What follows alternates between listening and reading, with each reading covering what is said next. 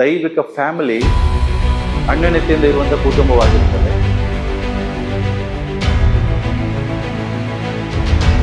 ದೈವಿಕ ಫ್ಯಾಮಿಲಿ ಕರ್ತನನ್ನು ಸೇವಿಸುವಂತ ಕುಟುಂಬವಾಗಿರ್ತದೆ.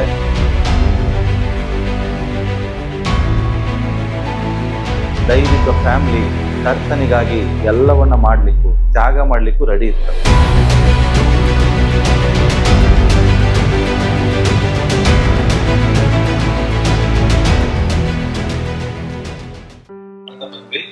ಇವತ್ತು ಬೈಬಲ್ ಅಲ್ಲಿರುವಂತ ಒಂದು ಫ್ಯಾಮಿಲಿ ಬಗ್ಗೆ ನಾನು ಮಾತನಾಡ ಕುಟುಂಬ ಅದು ಯಾವ ರೀತಿಯಾದ ಕುಟುಂಬವಾಗಿತ್ತು ಎಂಬುದಾಗಿ ನೋಡುವುದಾಗ ಅದು ದೈವಿಕ ಕುಟುಂಬ. ಸತ್ಯವೇದದಿಂದ ಆ ದೈವಿಕ ಕುಟುಂಬದಿಂದ ದೇವರು ನಮ್ಮ ಕುಟುಂಬಗಳೊಟ್ಟಿಗೆ ಏನ್ ಮಾತನಾಡ್ತಾರೆ ಎಂಬುದನ್ನು ಇವತ್ತು ನಾವು ಕಲಿಯಲಿಕ್ಕಿದೆ. ಯಾಕಂದ್ರೆ ದೇವರು ಸತ್ಯವೇದದಲ್ಲಿ ಯಾರನ್ನಾದ್ರೂ ಅವ್ರ ಬಗ್ಗೆ ಬರಿಬೇಕಾದ್ರೆ ಅವರಿಂದ ಅನೇಕ ವಿಷಯಗಳನ್ನ ನಾವು ಕಲಿಬೇಕಾಗಿದೆ. ಅದಕ್ಕಾಗಿ ದೇವರು ಅನೇಕರ ಒಂದು ಉದಾಹರಣೆಗಳನ್ನ ಬೈಬಲ್ ಅಲ್ಲಿ ಕೊಟ್ಟಿದ್ದಾರೆ.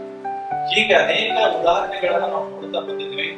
ನಂಬಿಕೆ ವ್ಯಕ್ತಿಗಳ ಕುರಿತಾಗಿ ನಾವು ಅಧ್ಯಯನ ಮಾಡಿದ್ವಿ. ಕಳೆದ ವಾರ ನಂಬಿಕೆ ಇಲ್ಲದೆ ಇರುವಂತ ಒಬ್ಬ ವ್ಯಕ್ತಿ ಬಗ್ಗೆ ಕೂಡ ಧ್ಯಾನಿಸಿದ್ವಿ. ಇವತ್ತು ಅದೇ ಬೈಬಲ್ ಅಲ್ಲಿ ಒಂದು ಫ್ಯಾಮಿಲಿ ಬಗ್ಗೆ ನಾವು ನೋಡ್ಲಿಕ್ಕಿದ್ದೇವೆ. ಈ ಕುಟುಂಬ ದೈವಿಕವಾದ ಕುಟುಂಬ. ಈ ಕುಟುಂಬ ಹೇಗಿತ್ತು, ಇವತ್ತು ನಮ್ಮ ಕುಟುಂಬಗಳು ಹೇಗಿದೆ ಅನ್ನುವಂಥದ್ದನ್ನ ನಾವು ಆ ಕುಟುಂಬ ಜೊತೆಗೆ ಹೋಲಿಕೆಗಳನ್ನ ಮಾಡಿಕೊಂಡು ಸೊ ಇದು ಬೈಬಲ್ ಅಲ್ಲಿರುವಂತ ಒಂದು ಕುಟುಂಬ. ಹಿಂಗೆ ಹೇಳಿದ್ರೆ ಯಾರಿಗೆ ಅರ್ಥ ಆಗ್ತದ? ಅದು ಯಾರಿಗೆ ಊಹಿಸ್ಬೋದ? ಯಾವ ಫ್ಯಾಮಿಲಿ ಇರ್ಬೋದು ಇದು?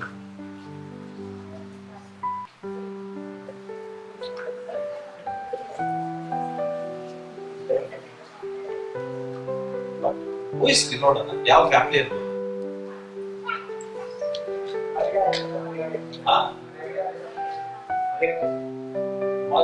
ಅಲ್ಲ, ಗಂಡ ಹೆಂಡ್ತಿವ್ರು ಎಲಿಜಬೆತ್ ಮರಿಗಳು, ಮತ್ತೆ ಮೋಶೆ ತಂದೆ ತಾಯಿ ಇರ್ಬೋದು.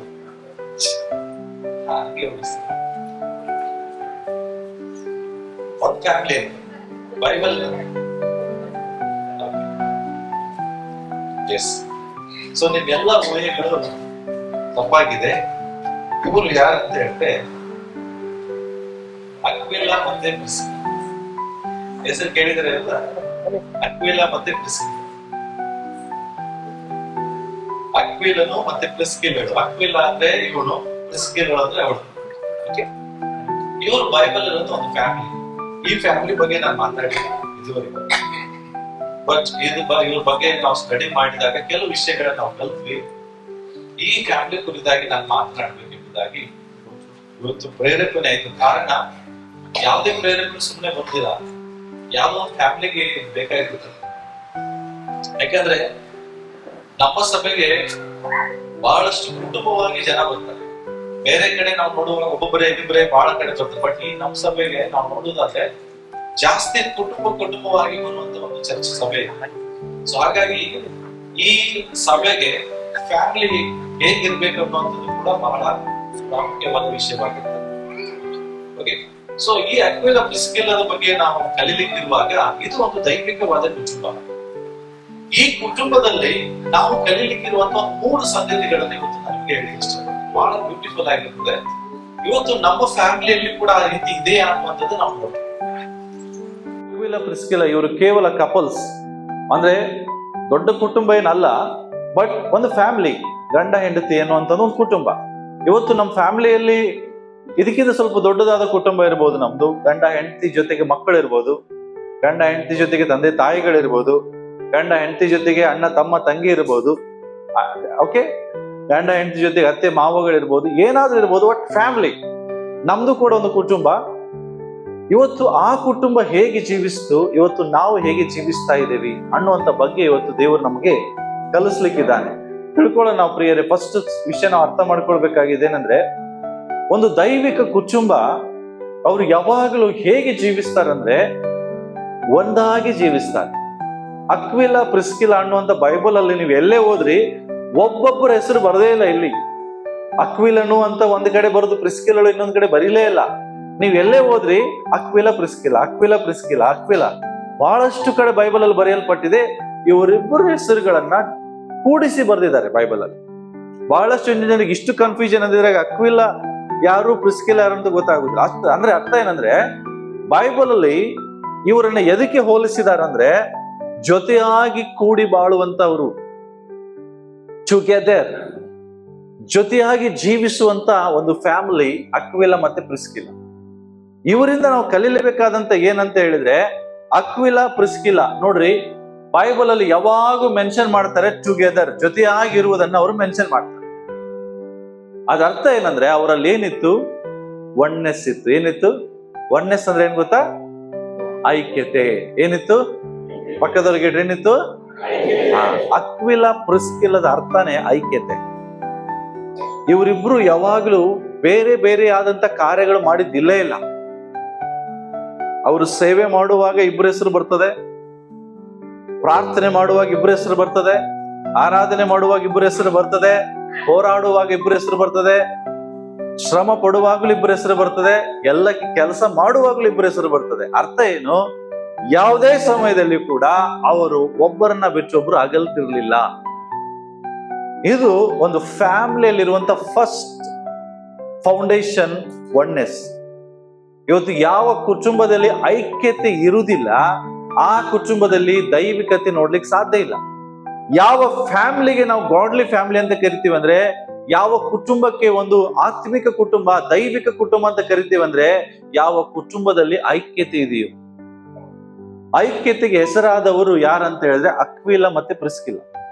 ಈ ಊರಿಬ್ರು ಒಂದು ಐಕ್ಯತೆಗೆ ಹೆಸರಾದಂತವ್ರು. ಯಾವ ಕಾರಣಕ್ಕೂ ಒಬ್ಬರನ್ನೊಬ್ರು ಬಿಚ್ಚಿಕೊಡುತ್ತಿರ್ಲಿಲ್ಲ. ಯಾವ ಕಾರಣಕ್ಕೂ ಇಬ್ಬರು ಒಬ್ಬರನ್ನ ಬಿಟ್ಟೊಬ್ರು ಅಗಲ್ತಿರ್ಲಿಲ್ಲ. ಇವ್ರು ಏನೇನ್ ಮಾಡಿದ್ರಂತ ನೋಡ್ರಿ. ಟುಗೆದರ್ ಅಂದ್ರೆ ಜೊತೆಯಾಗಿ ಏನ್ ಮಾಡ್ತಿದ್ರ? ಜೊತೆಯಾಗಿ ಜೀವಿಸಿದ್ರು. ಪ್ರಯಾಣ ಮಾಡುವಾಗ ಜೊತೆಯಾಗಿ ಹೋಗ್ತಿದ್ರು. ಏನ್ ಮಾಡುವಾಗಲೂ they lived together and they worked together.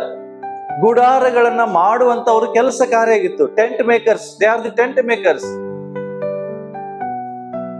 ಗುಡಾರಗಳನ್ನ ಮಾಡುವಾಗಲೂ ಗಂಡ ಒಬ್ಬನೇ ಮಾಡ್ತಾನಂತ ಹೆಂಡತಿ ಒಳಗೆ ಕೂತ್ಕೊತಿರ್ಲಿಲ್ಲ. ಹೆಂಡತಿ ಮಾಡ್ದ ಗಂಡ ಇಲ್ಲ. Together they worked. ಜೊತೆಯಾಗಿ ಕೆಲಸ ಮಾಡ್ತಾ ಇದ್ರು, ಜೊತೆಯಾಗಿ ಜೀವಿಸ್ತಾ ಇದ್ರು, ಜೊತೆಯಾಗಿ ಪ್ರಾರ್ಥನೆ ಮಾಡ್ತಾ ಇದ್ರು, ಜೊತೆಯಾಗಿ ಸೇವೆಯನ್ನ ಮಾಡ್ತಾ ಇದ್ರು. ಈ ಜೊತೆ ಅನ್ನೋದು ಬಹಳ ಇಂಪಾರ್ಟೆಂಟ್. ಬಟ್ ಏನಾಗ್ತದೆ, ಗಂಡ ಪ್ರಾರ್ಥನೆ ಮಾಡಿದ್ರೆ ಹೆಂಡತಿ ಪ್ರೇಯರ್ ಮಾಡಲ್ಲ, ಹೆಂಡತಿ ಪ್ರಾರ್ಥನೆ ಮಾಡಿದ್ರೆ ಗಂಡ ಪ್ರಾರ್ಥನೆ ಮಾಡಲ್ಲ, ಗಂಡ ಕೆಲಸ ಮಾಡಿದ್ರೆ ಹೆಂಡತಿ ಕೆಲಸ ಮಾಡೋದಿಲ್ಲ, ಹೆಂಡತಿ ಕೆಲಸ ಮಾಡಿದ್ರೆ ಗಂಡ ಕೆಲಸ ಮಾಡೋದಿಲ್ಲ. ಯಾಕೆ ಇದು ಹೇಳ್ತಾ ಇದ್ದೇನೆಂದ್ರೆ, ಇವತ್ತು ಕುಟುಂಬದಲ್ಲಿ ಎಲ್ಲೋ ಒಂದ್ ಕಡೆ ಈ ಐಕ್ಯತೆ ಅನ್ನೋದಿಲ್ಲ. ನನ್ಗೆ ಗೊತ್ತಿಲ್ಲ ಪ್ರೇಯರ್ ಎಷ್ಟು ಕುಟುಂಬಗಳಲ್ಲಿ ನೀವು ಕುಟುಂಬವಾಗಿ ಸೇರಿ ಎವ್ರಿಡೇ ಪ್ರೇಯರ್ ಮಾಡ್ತೀರಿ. ಯಾವ ಫ್ಯಾಮಿಲಿಯಲ್ಲಿ ಕುಟುಂಬವಾಗಿ ಸೇರಿ ಪ್ರಾರ್ಥನೆ ಮಾಡುವುದಿಲ್ಲ ಅಲ್ಲಿ ಐಕ್ಯತೆ ಹುಟ್ಲಿಕ್ಕೆ ಸಾಧ್ಯ ಇಲ್ಲ. ಐಕ್ಯತೆ ಅನ್ನೋದು ಬರುವುದೇ ಎದರಿಂದ ತೋರಿಸ್ತದೆ? ಜೊತೆಯಾಗಿ ಎಲ್ಲ ಮಾಡೋದು.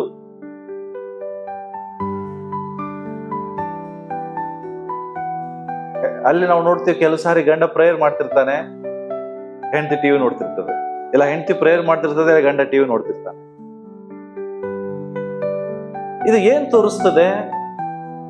ಅವರು ಜೊತೆಯಾಗಿ ಜೀವಿಸ್ತಾ ಇದ್ರ ಅರ್ಥ ನಿಜವಾಗಿ ಅವ್ರ ಜೊತೆಯಾಗಿ ಇಲ್ಲ. Together means what? ಒಂದೇ ಕುಟುಂಬದಲ್ಲಿ ಜೊತೆಯಾಗಿ ಜೀವಿಸಿದವ್ರ ಅರ್ಥ ಅವ್ರ ಐಕ್ಯತೆಯಿಂದ ಅಂತ ಅಲ್ಲ. ಮರ್ಯಾದೆ ಹೋಗ್ಬಾರ್ದಂತ ಒಂದೇ ಮನೆಗಿರ್ತಾರ ಅಷ್ಟೇ. ಬಟ್ ನಿಜವಾದ ಐಕ್ಯತೆ ಆ ಫ್ಯಾಮಿಲಿಯಲ್ಲಿ ಇರುವುದಿಲ್ಲ, ಟುಗೆದರ್ನೆಸ್ ಅಲ್ಲಿ ಇರುವುದಿಲ್ಲ, ಒನ್ನೆಸ್ ಅಂದ್ರೆ ಒಮ್ಮನಸ್ಸು ಅಲ್ಲಿ ಇರುವುದಿಲ್ಲ. ನಿಮ್ಗೆ ಗೊತ್ತಾ, ಟುಗೆದರ್ ಅಂದ್ರೆ ಒಂದು ಇಂಟಿಮಸಿ ಅಂತ. ಇದಕ್ಕೆ ಇಂಟಿಮಸಿಗೆ ಅರ್ಥ ಏನ್ ಗೊತ್ತಾ? ಟುಗೆದರ್ ಅಂತ ಹೇಳಿದ್ರೆ ಜೊತೆಯಾಗಿ ಕೂಡದ ಅರ್ಥ, ಒಂದು ಜೊತೆಯಾಗಿ ಇರೋದಕ್ಕೆ ಒಂದು ಪದ ಬಳಸ್ತಾರೆ, ಇಂಟಿಮಸಿ. ಇಂಟಿಮಸಿಗೆ ಬರೀ ಐಕ್ಯತೆ ಅನ್ನೋದಿಲ್ಲ, ಆಳವಾದ ಸಂಬಂಧಕ್ಕೆ ಹೋಲಿಸ್ತಾರೆ, ಅನುಬಂಧಕ್ಕೆ ಹೋಲಿಸ್ತಾರೆ. ಇಂಟಿಮಸಿ ಅಂದ್ರೆ ಐಕ್ಯತೆಗಿಂತಲೂ ಮಿಗಿಲಾದ ಒಂದು ಪದ ಅದು. ಇಂಟಿಮಸಿ, ಅನ್ಯೋನ್ಯತೆ. ಅನ್ಯೋನ್ಯತೆ ಯಾವಾಗಂದ್ರೆ together comes as we experience intimacy. ಯಾವಾಗ ಅನ್ಯೋನ್ಯತೆಯಲ್ಲಿ ನಾವು ಅನುಭವವನ್ನು ಹೊಂದುತ್ತೇವೆ ಆಗ ಮಾತ್ರ ನಮ್ಮನ್ನ ಜನ ನೋಡುವಾಗ ಜೋಡಿ ಅಂತ ಹೇಳ್ಬೋದು, ಟುಗೆದರ್ ಅಂತ ಹೇಳ್ಬೋದು, ಐಕ್ಯತೆ ಇರುವಂತ ಜನ ಅಂತ ಹೇಳ್ಬೋದು. ಇವ್ರು ಏನೇನ್ ಮಾಡ್ತಿದ್ರು ನಾನು ಹೇಳಿದೆ ಫಸ್ಟಿಗೆ ನೋಡ್ರಿ, ಅವರ ಇಂಟಿಮಸಿ ಎಲ್ಲಿತ್ತು ಗೊತ್ತಾ? ಎಮೋಷನಲಿ ಆಗಿ ಅವ್ರ ಇಂಟಿಮಸಿ ಅಂದ್ರೆ ಭಾವನಾತ್ಮಕವಾಗಿಯೂ ಕೂಡ ಅವರು ಅನ್ಯೋನ್ಯತೆಯರಾಗಿದ್ರು. ಅಂದ್ರೆ ಏನ್ ಗೊತ್ತಾ? ತಮ್ಮ ತಮ್ಮ ಭಾವನೆಗಳನ್ನ ಒಬ್ಬೊಬ್ರು ಹಂಚ್ಕೊಳ್ತಾ ಇದ್ರು. ಇವತ್ತು ಫ್ಯಾಮಿಲಿಯಲ್ಲಿ ಹಂಚ್ಕೋತಾರೆ ಗಂಡ ಹೆಂಡತಿ ಭಾವನೆಗಳನ್ನ. ಫ್ಯಾಮಿಲೀಸ್, ಮಕ್ಕಳು, ಅಪ್ಪ ಅಮ್ಮ ಭಾವನೆ, ಇವತ್ತು ಸಮಯನೇ ಇಲ್ಲ. ಫ್ಯಾಮಿಲೀಸ್ ಅಲ್ಲಿ ಕುತ್ಕೊಂಡು ತಮ್ಮ ಭಾವನೆಗಳನ್ನ ಹಂಚ್ಕೊಳ್ಳಿಕ್ಕೆ ಸಮಯನೇ ಇಲ್ಲ. ಗಂಡನ್ ಭಾವನೆ, ಗಂಡನ್ ಫೀಲಿಂಗ್ ಗೊತ್ತಿಲ್ಲ, ಹೆಂಡತಿ ಫೀಲಿಂಗ್ಸ್ ಗಂಡಗೆ ಅರ್ಥ ಆಗುದಿಲ್ಲ, ಮಕ್ಕಳ ಫೀಲಿಂಗ್ಸ್ ತಂದೆ ತಾಯಿಗೆ ಅರ್ಥ ಆಗುದಿಲ್ಲ, ತಾಯಿಯ ಫೀಲಿಂಗ್ಸ್ ಮಕ್ಕಳಿಗೆ ಅರ್ಥ ಆಗುಲ್ಲ. ಅಂದ್ರೆ ಭಾವನೆಗಳನ್ನ ಒಬ್ರಿಗೊಬ್ರು ಏನ್ ಮಾಡ್ತಾ ಇಲ್ಲ, ಕುಟುಂಬದಲ್ಲಿ ಶೇರ್ ಮಾಡ್ತಾ ಇಲ್ಲ. ಬಟ್ ಈ ಫ್ಯಾಮಿಲೀಸ್ ಹೆಂಗಿತ್ತಂದ್ರೆ, ಅಕ್ವಿಲ ಪ್ರಿಸ್ಕಿಲ ಅನ್ನುವಂತ ಕುಟುಂಬ ಪ್ರತಿಯೊಂದು ಭಾವನಾತ್ಮಕವಾಗಿ ಇವರು ಅನ್ಯೋನ್ಯತವಾಗಿದ್ರು. ಏನೇ ಇದ್ರು ಒಬ್ಬರನ್ನೊಬ್ರು ಹಂಚಿಕೊಳ್ತಾ ಇದ್ರು. ಏನೇ ಇದ್ರು ಒಬ್ಬರೊಬ್ರು ಎಲ್ಲವನ್ನ ಹೇಳ್ಕೊಳ್ತಾ ಇದ್ರು. ಇವತ್ತು ಎಲ್ಲ ಹೇಳ್ಕೊಳ್ತಾರ ಫ್ಯಾಮಿಲೀಸ್ ಗಳಲ್ಲಿ? ಇಲ್ಲ. ಬಹಳಷ್ಟು ಸೀಕ್ರೆಟ್ಸ್ ಗಳನ್ನ ಮೇಂಟೈನ್ ಮಾಡ್ತಾರೆ. ಇದಕ್ಕೆ ಸೀಕ್ರೆಟ್ ಗಳನ್ನ ಇಟ್ಟುಕೊಳ್ಳೋದಕ್ಕೆ ಅನ್ಯೋನ್ಯತೆ ಅನ್ನೋದಿಲ್ಲ ಪ್ರಿಯ. ಎಸ್ಪೆಷಲಿ ಫ್ಯಾಮಿಲಿ ಅಂದ್ರೆ ಏನು? ನಿಮ್ದು ವ್ಯವಹಾರ ನಿನಗೆ, ನನ್ನ ವ್ಯವಹಾರ ನನಗೆ ಅಂತ ಕುಟುಂಬ ಅನ್ನೋದಿಲ್ಲ. ಕುಟುಂಬದಲ್ಲಿ ಎಲ್ಲರ ಭಾವನೆಗಳು ಒಂದೇ ಆಗಿರ್ಬೇಕು, ಎಲ್ಲರ ಹೃದಯಗಳು ಒಂದೇ ಆಗಿರ್ಬೇಕು.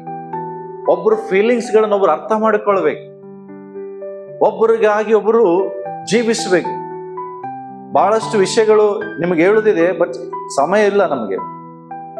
ಕೆಲವು ಕಡೆ ನಾನು ಓದ್ತಾ ಇದ್ದೆ, ಇಷ್ಟು ಬ್ಯೂಟಿಫುಲ್ ಆಗಿ ಬರೆಯಲ್ಪಟ್ಟಿದೆ. ಅಂದ್ರೆ ಒಂದು ಫ್ಯಾಮಿಲಿ ಅವ್ರು ಹೆಂಗ್ ಇರ್ತಾರೆ ಅಂತ ಹೇಳಿದ್ರೆ, ಎಲ್ಲಾ ವಿಷಯದಲ್ಲಿ ಕೂಡ ಒಬ್ಬರನ್ನೊಬ್ರು ಬಿಚ್ಕೊಡುದಿಲ್ಲ. ಒಬ್ಬರಿಗೆ ತಪ್ಪು ಹೊರಿಸ್ಲಿಕ್ಕೆ ಅವಕಾಶಗಳಿದ್ರು ತಪ್ಪು ಹೊರಿಸುವುದಿಲ್ಲ, ಕ್ಷಮಿಸ್ತಾರೆ, ಒಬ್ಬರನ್ನೊಬ್ರು ಅನುಸರಿಸ್ತಾರೆ. ಇದು ಫ್ಯಾಮಿಲಿಯಲ್ಲಿ ಇರುವಂತದ್ದು. ಅದಕ್ಕೆ ಹೇಳ್ತಿದೆ ಎಮೋಷನಲ್ ಇಂಟಿಮೆಸಿ ಅಂದ್ರೆ ಕುಟುಂಬ ಒನ್ನೆಸ್ ಅಂತ, ಐಕ್ಯತೆ ಅಂತ ಯಾವಾಗ ಕರೀತಾರೆ ಅಂದ್ರೆ ಭಾವನೆಗಳಲ್ಲಿಯೂ ಒಂದು ಅನ್ಯೋನ್ಯತೆ ಇರಬೇಕು. ಇವ್ರು ಏನ್ ಮಾಡ್ತಿದ್ರು ನೆಕ್ಸ್ಟ್ ನಾವು ನೋಡ್ತೇವೆ, ಇಂಟೆಲೆಕ್ಚುಯಲ್ ಇಂಟಿಮೆಸಿ ಅಂತ ಹೇಳಿದ್ರೆ ಒಬ್ಬರಿಗೊಬ್ಬರು ಆಲೋಚನೆಗಳನ್ನ ಹೇಳ್ಕೊಡ್ತಾ ಇದ್ರು. ನೀನ್ ಹಿಂಗೆ ಮಾಡೋಣ, ನಾವ್ ಹಾಗೆ ಮಾಡಿದ್ರೆ ನಮ್ದು ಈ ರೀತಿ ಆಗ್ತದೆ, ಈ ರೀತಿಯಾಗಿ ನಾವು ಜೀವಿಸೋಣ, ಈ ರೀತಿಯ ಕೆಲಸಗಳನ್ನ ಮಾಡೋಣ, ಈ ರೀತಿಯಾಗಿ ಸೇವಿಂಗ್ ಗಳನ್ನ ಮಾಡೋಣ, ನಮ್ಮ ಫ್ಯಾಮಿಲಿಗಾಗಿ ಮುಂದೆ ಫ್ಯೂಚರ್ಗಾಗಿ ಇದನ್ನ ಮಾಡೋಣ. ಯಾರು ಅವರಿಬ್ರು ಒಟ್ಟಾಗಿ ಸೇರಿ ಇಂಟೆಲೆಕ್ಚುಯಲ್ ಇಂಟಿಮಸಿ ಅಂದ್ರೆ ಅವ್ರ ಇಬ್ಬರು ಒಳಗಡೆ ಐಡಿಯಾಸ್ ಗಳನ್ನು ಕೂಡ ಹೇಳ್ಕೊಳ್ಕೊಳ್ಳುವಂತಿದ್ರು. ಇವತ್ತು ನಾವು ಮಾಡ್ಬೋದಾಗ ಕುತ್ಕೊಂಡು ಒಬ್ರಿಗೊಬ್ರು ಶೇರ್ ಮಾಡ್ಬೋದ ಐಡಿಯಾಗಳನ್ನ? ಬಹಳಷ್ಟು ಸಾರಿ ಕೆಲವು ಫ್ಯಾಮಿಲಿಗಳಲ್ಲಿ ಇದು ನಡೆಯುವುದಿಲ್ಲ. ಯಾಕೆಂದ್ರೆ ಎಲ್ಲೋ ಒಂದ್ ಕಡೆ ಏನ್ ಅನಿಸ್ತದೆ, ಕೆಲವೊಂದ್ ಸಾರಿ ಗಂಡ ಏನ್ ತಿಳ್ಕೊಳ್ತಾನಂದ್ರೆ, ಕೆಲವು ಸಾರಿ ನನ್ನ ಐಡಿಯಾನೇ ಶ್ರೇಷ್ಠವಾಗಿರ್ತದೆ, ನಾನು ಏನು ಆಲೋಚನೆ ಮಾಡ್ತೇನೆ ಅದೇ ಶ್ರೇಷ್ಠವಾಗುತ್ತೆ, ಅದೇ ನಡಿಬೇಕು ಅನ್ನುವಂತ ಆಲೋಚನೆ ಇರ್ತದೆ. ಬಟ್ ಕೆಲವು ಸಾರಿ ನಿಮ್ಮ ಫ್ಯಾಮಿಲಿಗಳಲ್ಲಿ ಪ್ರಿಸ್ಕಿಲಳು ಇರ್ತಾಳೆ. ಅದಕ್ಕೆ ನಿಮಗೂ ಕೂಡ ಕೆಲವು ಶ್ರೇಷ್ಠವಾದ ಆಲೋಚನೆಗಳನ್ನ ಹೇಳ್ಕೊಡ್ಲಿಕ್ಕೆ ನಾವು ಅವ್ರ ಆಲೋಚನೆಗಳನ್ನ ಕೇಳ್ಬೇಕು. ಕೇಳದೆ ಹೆಂಗ್ ಗೊತ್ತಾಗ್ತದೆ? ಎಲ್ಲಾ ಸಮಯ ನಾನು ಸರಿ ಇರ್ತೇನೆ ಅಂತ ಹೇಳಿ ಬರುದಿಲ್ಲ. Sometimes I may be wrong. ಕೆಲವು ಸಾರಿ ನಾನು ತಪ್ಪಾಗಿರಬಹುದು. ಹಾಗೆ ಕೆಲವು ಸಾರಿ ಹೆಂಡತಿ ಅಂದ್ರೂ ಕೂಡ ಏನೇ ಮಾಡುವಾಗ ಗಂಡನಿಗೆ ಆಲೋಚನೆಗಳನ್ನ ಕೇಳುವುದಿಲ್ಲ, ಅವರೇ ತಾವೇ ಬುದ್ಧಿವಂತರು ಎಂಬುದಾಗಿ ವರ್ತಿಸ್ತಿರ್ತಾನೋ. ನೀವೇನೇ ಮಾಡುವಾಗ ಫಸ್ಟ್ ಶೇರ್ ಮಾಡ್ಕೊಡ್ರಿ ನಿಮ್ ಫ್ಯಾಮಿಲಿಯಲ್ಲಿ. ಈ ರೀತಿಯಾಗಿ ನಾನು ಸ್ಟೆಪ್ ತಗೋಬೇಕಂತ ಮಾಡಿದ್ದೀನಿ, ನಿನ್ನ ಆಲೋಚನೆ ಏನು? ನಾನು ಈ ರೀತಿಯಾಗಿ ಕೆಲಸಕ್ಕೆ ಕೈ ಹಾಕ್ಬೇಕಂತ ಮಾಡಿದ್ದೀನಿ, ನಿಮ್ಮ ಆಲೋಚನೆ ಏನು? ನಾನು ಈ ರೀತಿಯಾಗಿ ಒಂದು ಕೆಲಸಕ್ಕೆ ಹೊರಗೆ ಹೋಗ್ಬೇಕಂತ ಮಾಡಿದ್ದೀನಿ, ನಿಮ್ಮ ಆಲೋಚನೆ ಏನು?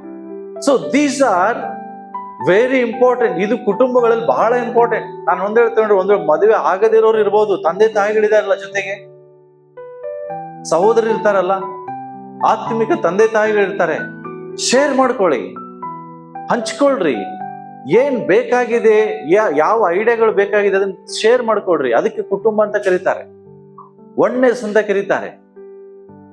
ಓಕೆ, ನಾವು ನೋಡ್ತೇವೆ ವರ್ಕ್ ಇಂಟಿಮಸಿ. ಕೆಲಸ ಸಹ ಒಬ್ರು ಮಾಡ್ತಿರ್ಲಿಲ್ಲ, ಅವ್ರು ಇಬ್ರು ಸೇರಿ ಕೆಲಸ ಮಾಡ್ತಾ ಇದ್ರು. ಏನೇ ಅವ್ರ ಲೈಫ್ ಅಲ್ಲಿ ಒಂದು ಸವಾಲುಗಳು ಬರುವಾಗ ಇಬ್ರು ಅದನ್ನ ಹಂಚ್ಕೊಳ್ತಾ ಇದ್ರು ವರ್ಕ್ಗಳನ್ನ. ಕೆಲವು ಫ್ಯಾಮಿಲಿಗಳು ಒಟ್ಟಾಗಿ ಸೇರಿ ಕೆಲಸ ಮಾಡ್ತಾರೆ. ಬಟ್ ಕೆಲವು ಕಡೆ ಏನಾಗ್ತದೆ, ನೋ, ಒಬ್ಬರಿಗೆ ರೆಸ್ಪಾನ್ಸಿಬಿಲಿಟಿ ಕೊಟ್ಬಿಟ್ರೆ ನಿಂದೇ ಕೆಲಸ ಅದು ನೀನೇ ಮಾಡು, ನಿಂದೇ ಜವಾಬ್ದಾರಿ. ನೋ, ಹಂಚ್ಕೊಳ್ಬೇಕ್ರಿ. ಒನ್ನೆಸ್ ಅಂದ್ರೆ ಇದೆ, ಕುಟುಂಬಗಳಲ್ಲಿ ಅದು ಒನ್ನೆಸ್. ಇದಕ್ಕೆ ಇಂಟಿಮಸಿ, ಅನ್ಯೋನ್ಯತೆ ಅಂತ ಕರೀತಾರೆ. ನಾನು ಇದಕ್ಕೆ ಸಮಯ ಹೆಚ್ಚು ವ್ಯರ್ಥ ಮಾಡೋದಿಲ್ಲ, ನಾನು ಮುಂದೆ ಹೋಗ್ತಾನೆ.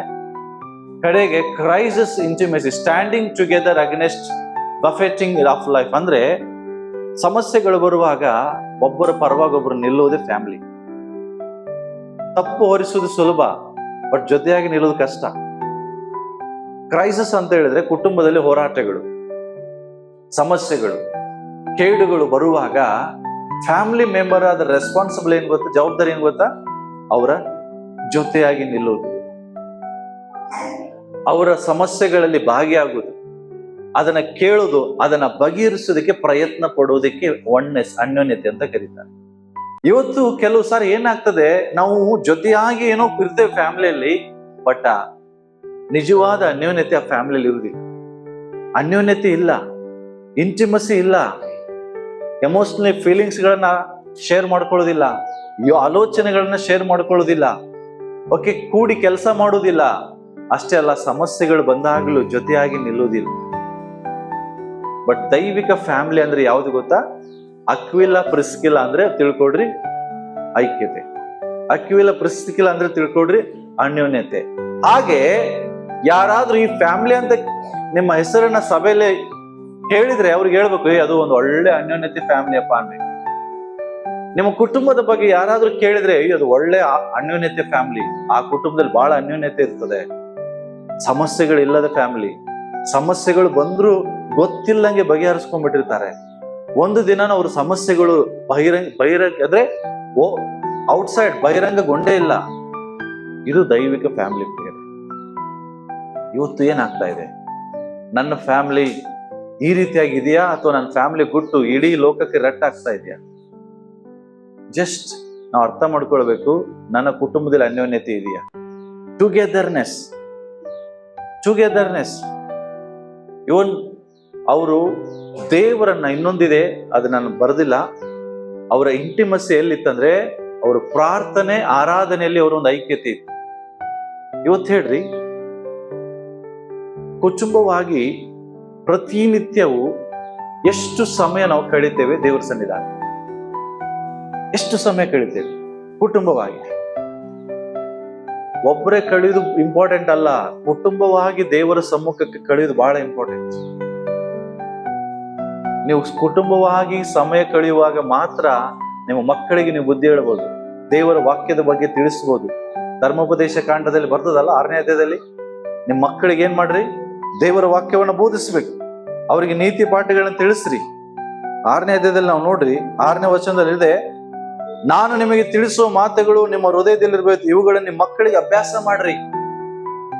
ಮನೆಯಲ್ಲಿ ಕೂತಿರುವಾಗ, ದಾರಿಯಲ್ಲಿ ನಡೆಯುವಾಗ, ಮಲಗುವಾಗ, ಏಳುವಾಗ ಇವುಗಳ ವಿಷಯದಲ್ಲಿ ಅವ್ರ ಜೊತೆ ಮಾತನಾಡ್ರಿ. ಕೂತ್ಕೊಂಡಾಗ ಅಂದ್ರೆ ಏನು? Family intimacy. ನಾನು ಹೇಳ್ತೇನೆ ನೋಡ್ರಿ, ಫ್ಯಾಮಿಲಿಯಲ್ಲಿ ಪ್ರಾರ್ಥನೆ, ಆರಾಧನೆ ಮತ್ತೆ ಆಹಾರ, ಊಟ, ಇವೆಲ್ಲ ಜೊತೆಯಾಗಿ ಮಾಡ್ಬೇಕು. ಇದು ನಿಮ್ಮ ಅನ್ಯೋನ್ಯತೆನೆ ಜಾಸ್ತಿ ಮಾಡ್ತದೆ. ಅನ್ಯೋನ್ಯತೆ ಜಾಸ್ತಿ ಮಾಡಿಸುವಂತ ಸೀಕ್ರೆಟ್ ಏನ್ ಗೊತ್ತಾ? ಕೂಡಿ ಪ್ರಾರ್ಥಿಸ್ಬೇಕು, ಕೂಡಿ ಆರಾಧಿಸ್ಬೇಕು, ಕೂಡಿ ಊಟ ಮಾಡ್ಬೇಕು. ಹೇಳ್ರಿ ನೋಡೋಣ. ಫಸ್ಟ್ ಏನ್ ಮಾಡ್ಬೇಕು? ಕೂಡಿ ಪ್ರಾರ್ಥಿಸ್ಬೇಕು, ಕೂಡಿ ಆರಾಧಿಸ್ಬೇಕು, ಕೂಡಿ ಊಟ ಮಾಡ್ಬೇಕು. ನಮ್ದು ಹಂಗಾಗಿರ್ತದ? ಎಲ್ಲಾ ಟೈಮಲ್ಲಿ ಗಂಡಂದು ಊಟ ಟೈಮ್ ಬೇರೆ, ಹೆಂಡತಿ ಊಟ ಟೈಮ್ ಬೇರೆ, ಮಕ್ಕಳದು ಊಟ ಟೈಮ್ ಬೇರೆ, ಗಂಡನ ಪ್ರಾರ್ಥನೆ ಸಮಯ ಬೇರೆ, ಹೆಂಡತಿ ಪ್ರೇಯರ್ ಟೈಮ್ ಬೇರೆ, ಮಕ್ಕಳದು ಬೇರೆ.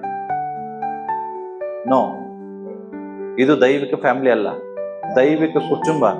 ನಿಮ್ಮ ರಾತ್ರಿ ಊಟ ಮಾಡೋಕ್ಕಿಂತ ಮುಂಚೆ ಕುಟುಂಬವಾಗಿ ಸೇರಿ ಪ್ರಾರ್ಥನೆ ಮಾಡಿ ದೇವರನ್ನ ಆರಾಧಿಸಿ, ನಿಮ್ಮ ಮಕ್ಕಳು ಕೂತ್ಕೊಂಡಾಗ ಅವ್ರಿಗೆ ಏನ್ ಹೇಳ್ಬೇಕಂತೆ ಬರ್ತದಿಲ್ಲಿ, ತಂದೆ ತಾಯಿಗಳ ಕೆಲಸ ಏನು? ಕರ್ತನ ನಾನು ನಿಮಗೆ ತಿಳಿಸುವ ಮಾತುಗಳನ್ನ ನಿಮ್ಮ ಮಕ್ಕಳಿಗೆ ಹೇಳ್ರಿ. ಯಾವಾಗ? ಮನೆಯಲ್ಲಿ ಕೂತ್ಕೊಂಡಾಗ ಹೇಳ್ರಿ. ಫ್ಯಾಮಿಲಿಯಾಗಿ ಕೂತ್ಕೊಂಡಿರ್ತೀರಿ, ಪ್ರೇಯರ್ ಮಾಡ್ತಿರ್ತೀರಿ, ತಿಳಿಸ್ರಿ.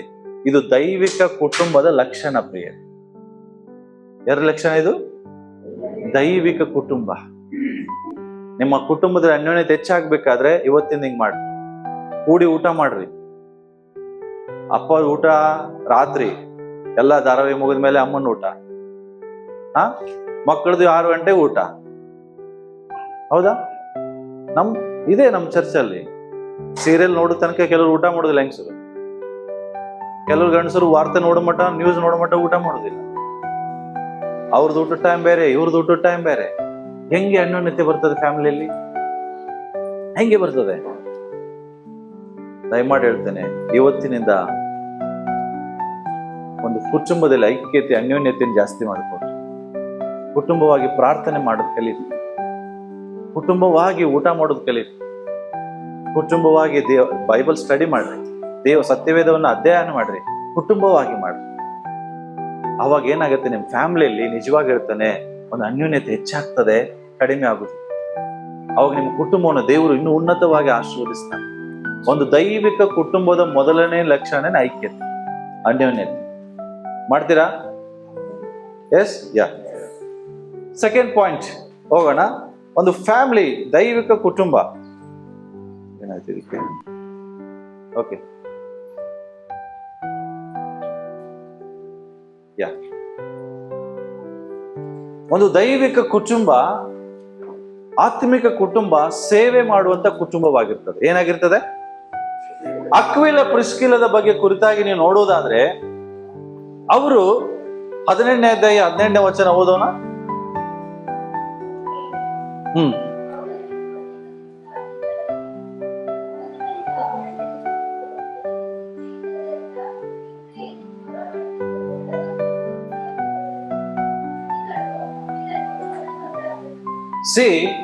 ಅಕ್ವಿಲ ಮತ್ತೆ ಪ್ರಿಸ್ಕಿಲ ಇವರು ರೋಮಾಪುರದಿಂದ ಬಂದು ಕೊರಿಂಥದಲ್ಲಿ ಅವರು ಏನ್ ಮಾಡಿರ್ತಾರೆ, ನೆಲೆಗೊಂಡಿರ್ತಾರೆ.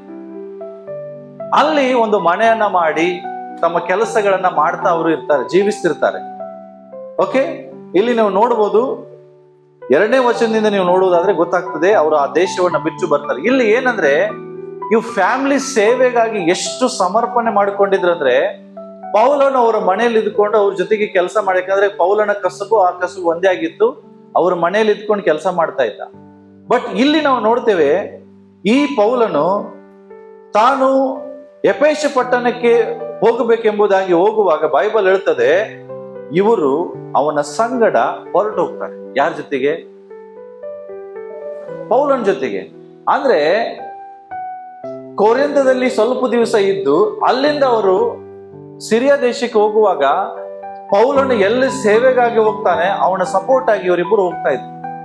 ಅಕ್ವಿಲ ಪ್ರಿಸ್ಕಿಲರು ಸಾಮಾನ್ಯ ವಿಷಯ ಅಲ್ರಿ. ಒಂದು ಮನೆ ಖಾಲಿ ಮಾಡ್ಕೊಂಡು ಇನ್ನೊಂದು ದೇಶಕ್ಕೆ ಹೋಗಿ ಅಲ್ಲಿ ಮನೆ ಮಾಡಿ ಅಲ್ಲಿ ಕಸಬುಗಳನ್ನ ಕಟ್ಟಿ ಮತ್ತೆ ಅಲ್ಲಿ ಸೇವ್ ಮಾಡುದು, it's not an ordinary issue. ಅದು ಸಾಮಾನ್ಯವಾದ ಕೆಲಸ ಅಲ್ಲ. ಬಟ್ ಅವ್ರು ಈ ರಿಸ್ಕ್ ಅನ್ನು ಯಾಕೆ ತಗೋತಾ ಇದ್ರು ಅಂದ್ರೆ ಫ್ಯಾಮಿಲಿಗೋಸ್ಕರ, ಸೇವೆಗೋಸ್ಕರ, ಕರ್ತನ ಸೇವೆಗಾಗಿ ತಮ್ಮನ್ನು ತಾವು ಸಮರ್ಪಣೆ ಮಾಡಿಕೊಂಡಂತ ಒಂದು ಕುಟುಂಬ ಆಗಿತ್ತು. ಇದು ಪೌಲನ ಮೂಲಕ ರಕ್ಷಣೆ ಹೊಂದಿದಂತ ಕುಟುಂಬ. ರಕ್ಷಣೆ ಹೊಂದದಲ್ಲದೆ ತಮ್ಮನ್ನು ತಾವೇನ್ ಮಾಡ್ತಾ ಇದ್ದಾರೆ, ಸೇವೆಯಲ್ಲಿ ಭಾಗಿಯಾಗ್ತಾ ಇದ್ದಾರೆ. ಇವತ್ತು ಎಷ್ಟೋ ಫ್ಯಾಮಿಲೀಸ್ಗಳಿದ್ದಾವೆ. ನಿಮ್ಗೆ ಏನ್ ಅನಿಸ್ತದೆ, ಇವ್ ನನಗೆ ಕರೀವಿಕೆ ಇಲ್ಲಲ್ಲ, ನನಗೆ ಕಾಲಿಂಗ್ಸ್ ಇಲ್ಲ, ನನಗೆ ವರ ಇಲ್ಲ. ಅಲೋ, ಆರಾಧನೆ ಮಾಡುವ ವರ ಬೇಕಂತಿಲ್ಲ, ಪ್ರಸಂಗ ಮಾಡುವ ವರ ಬೇಕಂತಿಲ್ಲ. ಜೀವನ ಜ್ಯೋತಿ ಸಭೆಯಲ್ಲಿ ಸೇವೆ ಮಾಡ್ಲಿಕ್ಕೆ ಬಹಳಷ್ಟು ವಿಧಾನಗಳಿದಾವೆ. ಬಟ್ ಸೇವೆ ಮಾಡುವಂತ ಮನೋಭಾವನೆ ಇರಬೇಕು ನಿಮಗೆ, ಒಂದು ಬಯಕೆ ಇರಬೇಕು ಆ ಫ್ಯಾಮಿಲಿಗೆ. ಆ ಫ್ಯಾಮಿಲಿ ತಮ್ಮನ್ನು ತಾವು ಹೆಂಗೆ ಸಮರ್ಪಿಸ್ಕೊಂಡ್ರಂದ್ರೆ, ಪೌಲನು ಎಂತ ಸೇವೆ ಮಾಡಿದ್ರು ಅವನ ಜೊತೆಯಾಗಿ ನಾವು ಸೇವೆ ಮಾಡ್ಲಿಕ್ಕೆ ನಾವು ನಿಲ್ತೇವೆ. ಅವನಿಗೆ ಯಾವ ಸಪೋರ್ಟ್ ಬೇಕೋ ಆ ಸಪೋರ್ಟ್ ನಾವು ಕೊಡ್ತೇವೆ ಎಂಬುದಾಗಿ ಇಬ್ರು ತೀರ್ಮಾನಿಸಿಕೊಂಡು, ತಿಳ್ಕೊಡ್ರಿ, ಒಂದು ಊರು ಬಿಟ್ಟು ಇನ್ನೊಂದು ಊರಿಗೆ ಹೋಗ್ಬೇಕಾದ್ರೆ ಗಂಡಗ್ ಮನಸ್ಸಿರ್ತದೆ, ಹೆಂಡತಿಗೆ ಮನಸ್ಸಿರುವುದಿಲ್ಲ. ಬಟ್ ಅವ್ರಿಬ್ಬರಲ್ಲಿ ಅನ್ಯೋನ್ಯತೆ ಇದ್ದಿದ್ರಿಂದ ಅವರು ಈ ಕೆಲಸ ಆಯ್ತು. ಹೌದಲ್ಲ?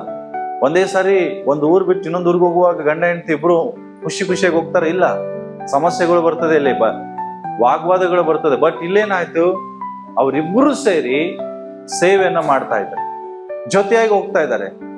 ಬರೀ ಸೇವೆ ಮಾಡೋದಲ್ಲ ರೀ, ಅವ್ರು ಏನ್ ಮಾಡ್ತಾ ಇದ್ರು ಗೊತ್ತಾ, ತಾವು ರಕ್ಷಣೆ ಹೊಂದಿದಲ್ದೆ ಯಾರು ಹೊಸದಾಗಿ ಬರ್ತಾರಲ್ಲ ಅವರನ್ನು ದೇವರಲ್ಲಿ ಬೆಳೆಸುವಂತ ಕೆಲಸ ಮಾಡ್ತಾ ಇದ್ದಾರೆ.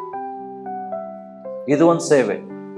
ಪ್ರಿಯರೇ, ನಾನು ಹೇಳ್ತೇನೆ, ಎಷ್ಟೋ ಫ್ಯಾಮಿಲೀಸ್ ಇಲ್ಲಿ ಇದ್ರೆ ಬಹಳಷ್ಟು ವರ್ಷಗಳಿಂದ ಯೇಸು ಸ್ವಾಮಿ ನಂಬಿದಿರಿ, ಸತ್ಯವನ್ನು ತಿಳ್ಕೊಂಡಿದ್ದೀರಿ. ನನ್ನ ಪ್ರಶ್ನೆ ಏನಂದ್ರೆ, ದೇವರು ನಿಮ್ಮ ಬಳಿಯಲ್ಲಿ ಕೆಲವು ಜನರನ್ನ ಕಳಿಸಿಕೊಡುವಾಗ ಅವರನ್ನ ನೀವು ಎಷ್ಟು ದೇವರಲ್ಲಿ ಬೆಳೆಸ್ತಾ ಇದ್ದೀರಿ? ಒಬ್ಬ ಅಪೋಲೋಸ್ ಎಂಬ ಸೇವಕ ಬರ್ತಾನೆ, ಹೊಸದಾಗಿ ರಕ್ಷಣೆ ಹೊಂದಿರ್ತಾನೆ. ಅವನು ಕೇವಲ ಯೋಹಾನನ ಸ್ವಾರ್ಥನ ಕೇಳಿ, ಯೋಹಾನನ ಸಂದೇಶವನ್ನ ಕೇಳಿ ದೀಕ್ಷಾಸನ ತಗೊಂಡಿರ್ತಾನೆ, ಸ್ನಾನಿಕನಾದ. ಬಟ್ ಅವ್ನಿಗೆ ಏನು ಗೊತ್ತಿರೋದಿಲ್ಲ, ಬಟ್ ಸೇವೆ ಮಾಡುವಂತ ಖುಷಿ ಇರ್ತದೆ. ತಾನು ಸೇವೆ ಮಾಡ್ಬೇಕಂತೇಳಿ ಈ ಊರಿಗೆ ಬಂದಾಗ ಅಕ್ವಿಲ ಪ್ರಿಸ್ಕಿಲಳು ಇವನನ್ನ ನೋಡಿ, ಈ ವ್ಯಕ್ತಿ ಹೊಸದಾಗಿ ಬಂದಿದ್ದಾನೆ, ಇವನ್ಗೆ ಸೇವೆ ಅನುಭವ ಇಲ್ಲ ಅಂತೇಳಿ ತನ್ನ ಮನೆ ಕರ್ಕೊಂಡು ಹೋಗ್ತಾನೆ. ತನ್ನ ಮನೆಗೆ ಕರ್ಕೊಂಡು ಹೋಗಿ 18ನೇ ಅಧ್ಯಾಯದಲ್ಲಿ ಬರೋದು ನೋಡಿ, 18ನೇ ಅಧ್ಯಾಯದಲ್ಲಿ 24ನೇ ವಚನ ನೋಡಿ. ತನ್ನ ಮನೆಗೆ ಕರ್ಕೊಂಡೋಗಿ ಈ ಅಪೋಲೋಸನಿಗೆ ಟ್ರೈನಿಂಗ್ ಕೊಡ್ತಾರೆ, ಬೈಬಲ್ ಸ್ಟಡಿ ಮಾಡಿಸ್ತಾರೆ, ಸತ್ಯವನ್ನ ತಿಳಿಸ್ತಾರೆ, ಉಪದೇಶವನ್ನ ಮಾಡ್ತಾರೆ, ಮಾಡಿ ಒಬ್ಬ ಸೇವಕನನ್ನಾಗಿ ನಿಲ್ಲಿಸ್ತಾರೆ. ಇದು ಯಾರು ಮಾಡ್ತಾ ಇರೋದು? ಅಕ್ವಿಲ ಪ್ರಿಸ್ಕಿಲ ಎಂಬ ಕುಟುಂಬ. ಇವತ್ತು ದೇವರು ನಿಮ್ಗೆ ಎಷ್ಟೋ ಜನರನ್ನ ನಿಮ್ ಸಂಪರ್ಕದಲ್ಲಿ ಬಂದಿದಾಗ ಅವ್ರ ಜೊತೆಗೆ ನಿಮ್ಮ ಮಾತುಗಳೇನಾಗಿರ್ತದೆ? ನೀವು ಇದೇ ರೀತಿಯಾಗಿ ಅವ್ರನ್ನ ಎನ್ಕರೇಜ್ ಮಾಡ್ತಿರ್ತೀರಾ? ಬೈಬಲ್ ಬಗ್ಗೆ ವಾಕ್ಯ ತಿಳಿಸ್ತಿರ್ತೀರಾ? ಅವರನ್ನ ದೈವಿಕ ಮನುಷ್ಯನಾಗಿ ಮಾಡ್ತಾ ಇದ್ದೀರಾ, ಅಥವಾ ಅವರಲ್ಲಿರೋ ದೈವಿಕತೆನ ಹಾಳು ಮಾಡ್ತಾ ಇದ್ದೀರಾ? ಅರ್ಥ ಮಾಡ್ಕೊಳ್ತೀರಿ? ನನ್ನ ಪ್ರಶ್ನೆ ನಿಮಗೆ. ಈಗ ಒಂದು ಫ್ಯಾಮಿಲಿ, ಈಗ ನೀವು ರಕ್ಷಣೆ ಒಂದು ಸುಮಾರು ವರ್ಷಗಳಾಯ್ತು, ನಿಮ್ಮ ಕುಟುಂಬಕ್ಕೆ ಯಾರೋ ಒಬ್ಬರನ್ನ ದೇವರು ಪರಿಚಯ ಮಾಡಿಸ್ತಾರೆ ಹೊಸದಾಗಿ. ನಿಮ್ಮ ಜವಾಬ್ದಾರಿ ಏನೀಗ? ಆ ವ್ಯಕ್ತಿನ ಏನ್ ಮಾಡ್ಬೇಕೀಗ? ನೀವು ಏನ್ ಮಾಡ್ಬೇಕ್ರಿ? ಜೋರಾಗಿ ಹೇಳ್ರಿ. ದೇವರ ಕಡೆಗೆ ನಡೆಸ್ಬೇಕು. ಹೆಂಗೆ ನಡೆಸ್ತೀರಿ? ಅವ್ರ ಬಗ್ಗೆ, ಇವ್ರ ಬಗ್ಗೆ, ಇಲ್ಲದ ಬಗ್ಗೆ, ಎಲ್ಲಾ ಬಗ್ಗೆ ಹೇಳಿದ್ರೆ ದೇವರಲ್ಲಿ ಬೆಳಿತಾರ ಅವರು? ಏನ್ ಮಾಡಿದ್ರು? ಓದ್ರಿ 18ನೇ ವಚನ, 24ನೇ ವಚನ ಓದ್ರಿ. 18ನೇ ಅದೇ.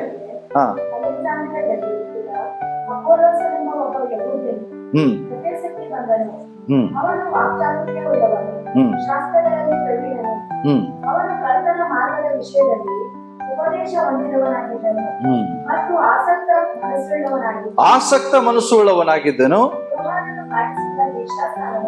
ಮಾತ್ರ.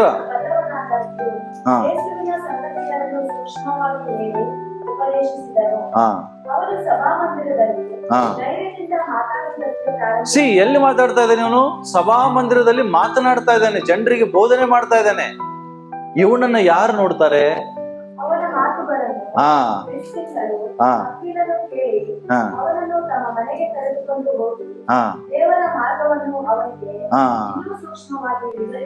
ಹಲೋ, ಇನ್ನು ಅವನಿಗೆ ಸೂಕ್ಷ್ಮವಾಗಿ ವಿವರಿಸಂದ್ರೆ ಅವನಿಗೆ ಇನ್ನೂ ಅದ್ರ ಬಗ್ಗೆ ಟೀಚ್ ಮಾಡ್ತಾರೆ.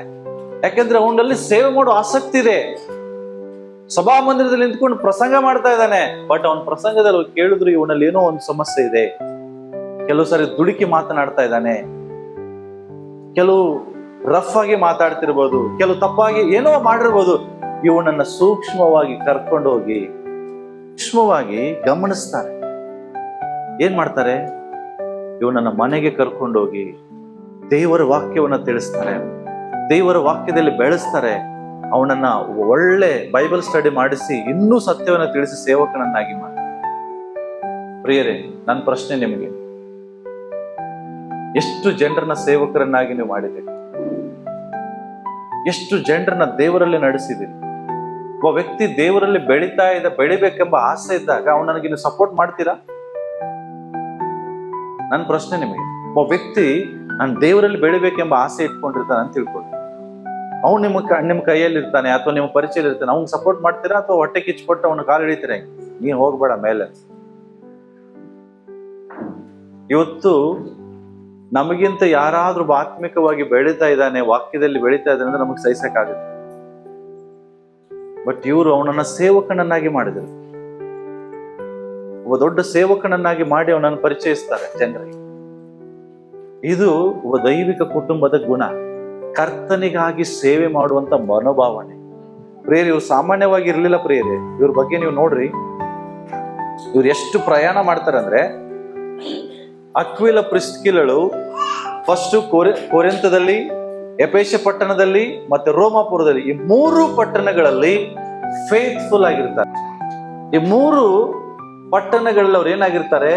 ನಂಬಿಗಸ್ತರಾದ ಜನರಾಗಿರ್ತಾರೆ, ಫೇತ್ಫುಲ್ ಆದ ಜನರಾಗಿರ್ತಾರೆ. ನೀವು ನೋಡ್ರಿ, ಈ ವ್ಯಕ್ತಿ